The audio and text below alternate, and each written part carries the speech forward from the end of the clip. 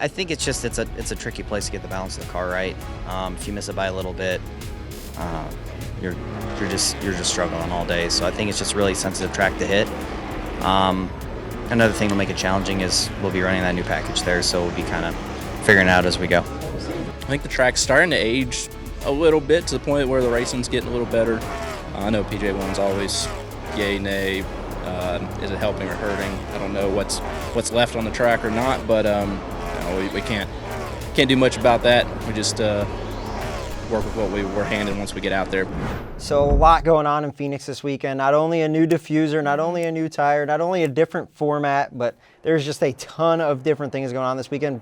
Not to mention giving out a championship trophy the next time we come. What are we going to see this weekend from these teams? Well, I think you're going to see some happy crew chiefs because they get 50 minutes of practice they don't usually get on the weekend, so that's going to help them build their notebook, figure out what's going to work for the car. That new tire you mentioned, that'll give them the opportunity to see how much fall off there really is. Yeah, and as we mentioned, we're going to get into it later on in the show, but a new diffuser as well, so a lot to look forward to this weekend in Phoenix. Yeah, let's look at the Cup schedule for the weekend. Again, we mentioned that 50-minute practice session. That's on Friday.